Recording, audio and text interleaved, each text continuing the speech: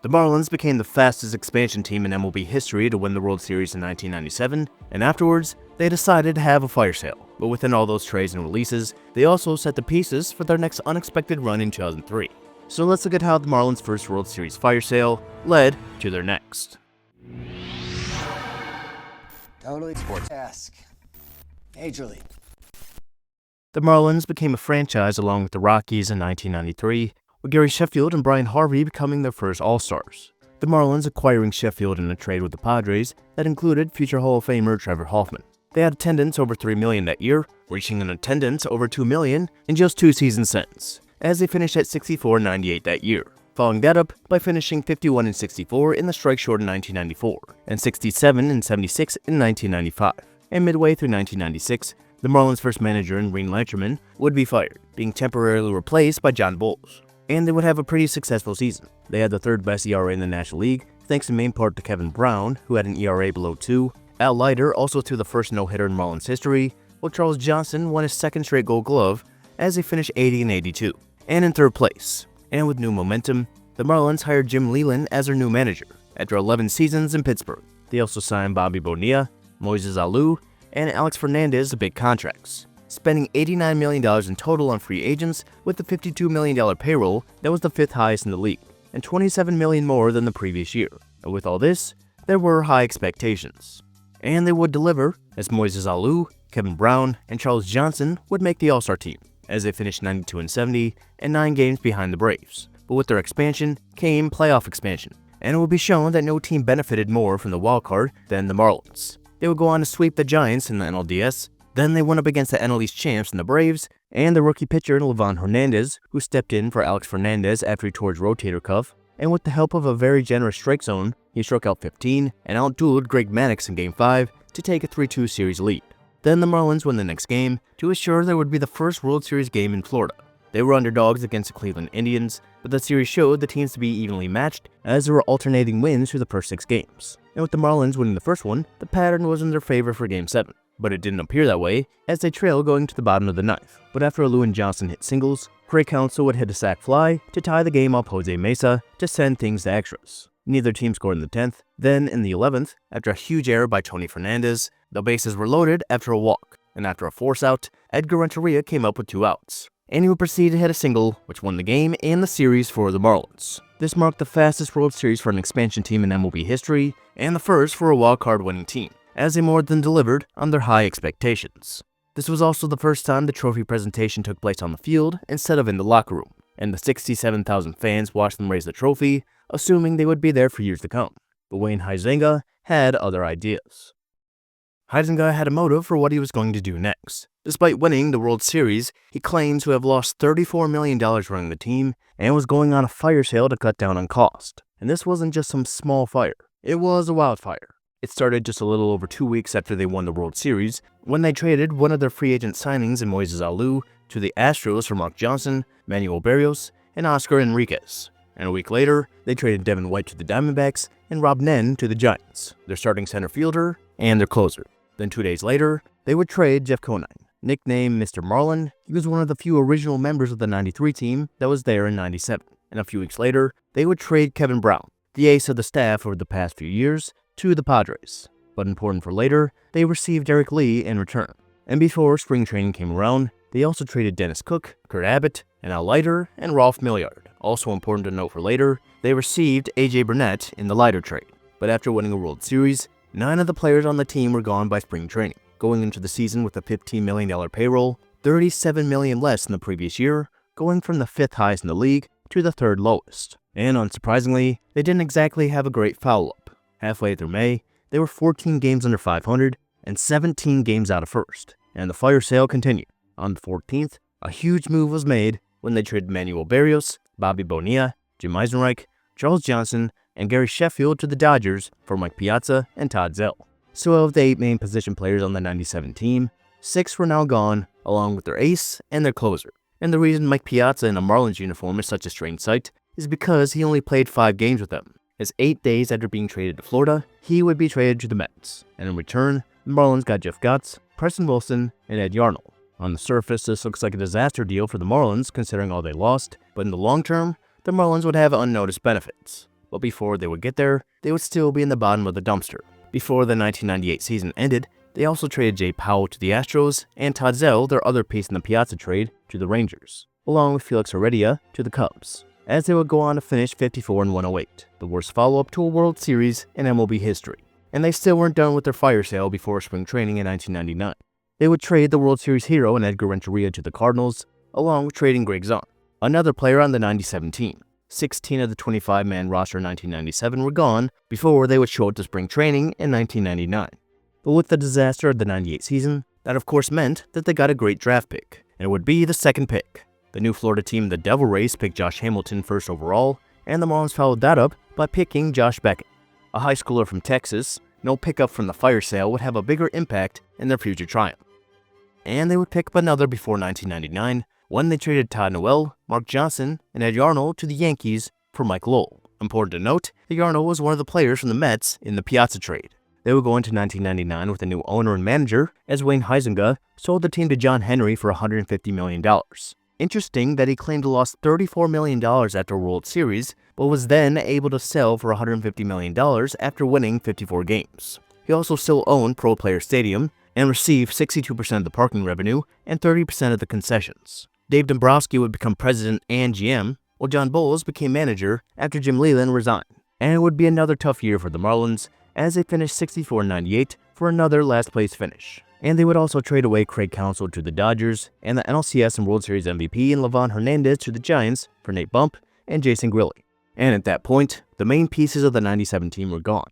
18 players from the 25-man roster were gone by the start of the 21st century, and 3 more would be gone in the next few years. But slowly, they were back in contention. They had a surprisingly good season in 2000, as some of their pickups began to blossom. The main one that year was Preston Wilson, another one they got from the Mets in the Piazza trade, who had 31 home runs and drove in 121 runners. Derek Lee would also emerge, hitting 28 home runs and driving in 70, along with Luis Castillo, who hit 334. And their pickup from the pickup, and Mike Lowell, who hit 22 home runs and drove in 91, as they finished 79-82. They followed that up with a similar season, as Lee, Lowell, Floyd, and Wilson had good seasons, while their young pitching was a big story. A.J. Burnett, who they picked up in the Al Leiter trade, threw the franchise's third no-hitter, while Ryan Dempster and Brad Penny emerged as they finished 76-86. And prior to 2002, there was another overhaul. Dave Dombrowski stepped down from both of his positions, and he went to the Tigers. Tony Perez was the interim GM to end the season in 2002, and he stepped down as Jeff Torborg became manager. And the reason was, the Expos management took over after Jeffrey Loria became the new owner, after John Henry sold the team to clear the way for him to buy the Red Sox. They also traded one of the remaining players from the 97 team, and Antonio Alfonseca, along with Matt Clement to the Cubs for Jose Cueto, Ryan Jorgensen, Julian Taveras, and Dontrelle Willis. And again, they had a similar season. Luis Castillo and Kevin Millar had 25-plus game hit streaks as they made more trades at the All-Star break, sending Cliff Floyd, along with 2 other players in cash for Graham Lloyd, Mike Mordecai, Carl Pavano, and Justin Wayne, while also sending Ryan Dempster to the Reds for Juan Encarnacion and Ryan Snare. A.J. Burnett would have 203 strikeouts and a 4.3 WAR season, while Josh Beckett struggled in his first season as he dealt with injuries, as they finished 79-83, just figuring they were on the verge of a breakthrough. And just like they did after their 1996 season, they indicated that they were going for it. After re-signing Charles Johnson, they would trade him, along with Vic Derensburg, Pablo Ozuna, and Preston Wilson, to the Rockies, for Mike Hampton, Juan Pierre, and cash. And to replace Johnson, they signed Ivan Rodriguez, who already won an MVP in 1999 and had won 10 Gold Gloves to that point.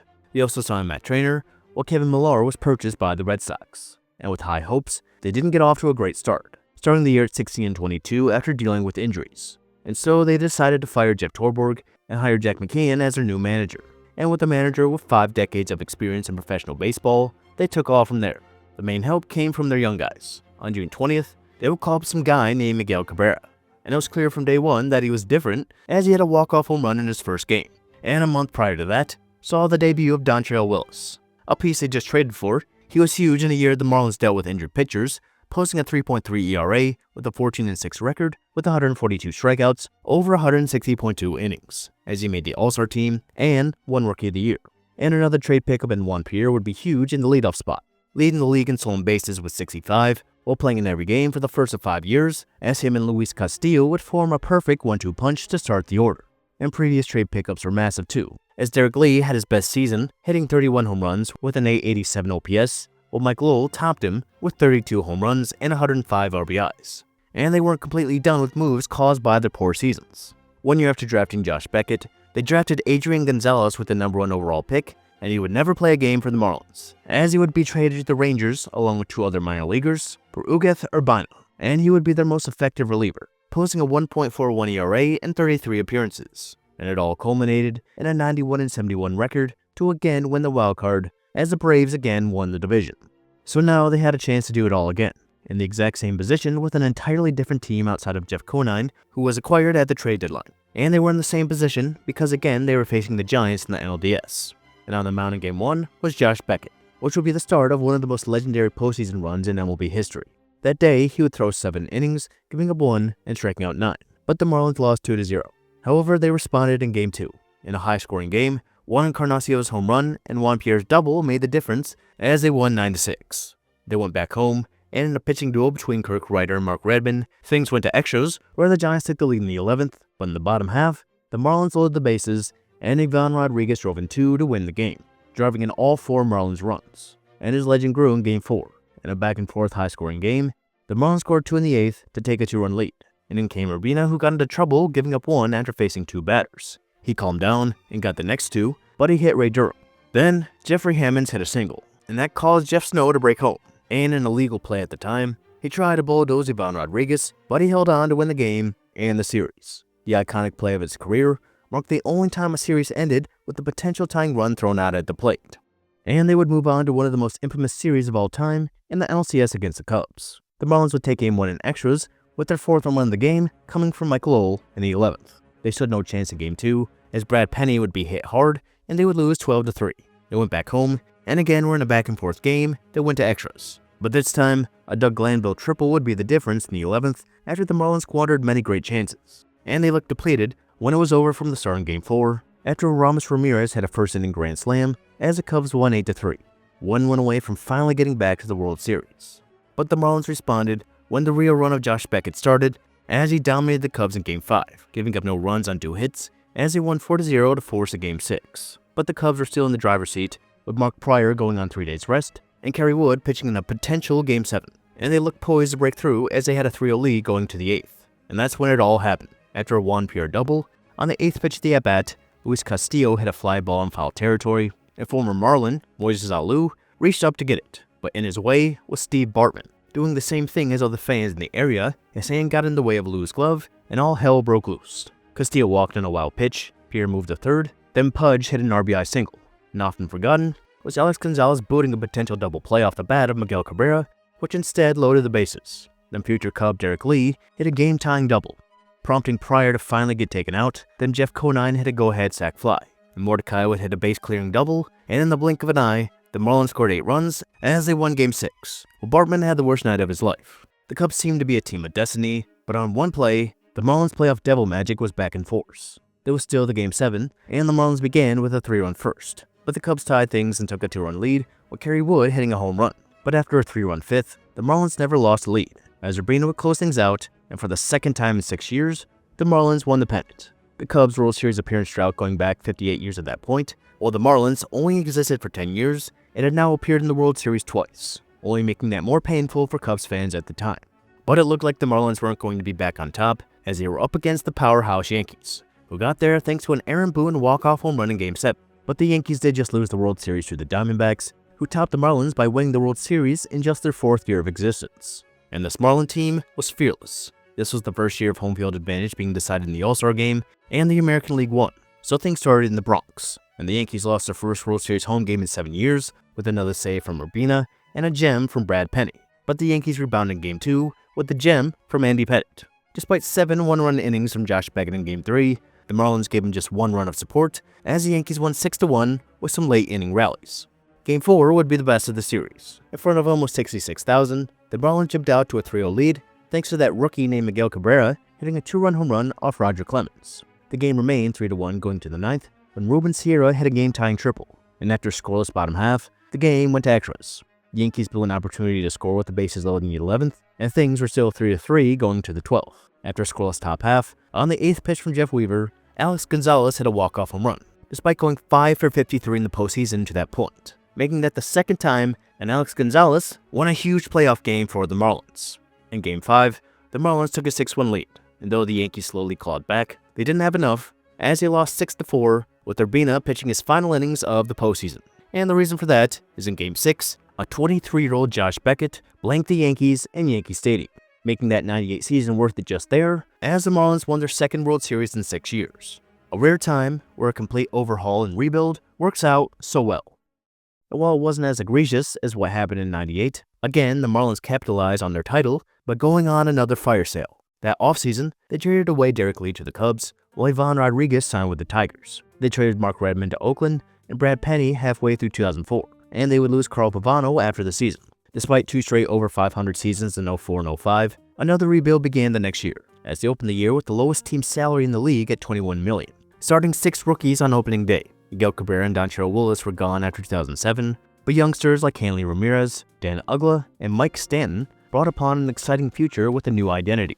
After years of trying, they were finally able to finance a new stadium with tax funds compensating cost overruns. But the project was completed and under budget. And after a big offseason, the Miami Marlins had a disappointing 2012 season, which led to a 12-player trade with the Blue Jays, which infuriated fans, players, and many associated with the team, with Jeff Loria claiming they needed to take a new course of action after feeling fans did not show up and they weren't winning, which led to another rebuilding phase as Loria would become despised in South Florida and nationwide, gaining a 6% approval rating amongst Marlins fans, eventually selling the team in 2017.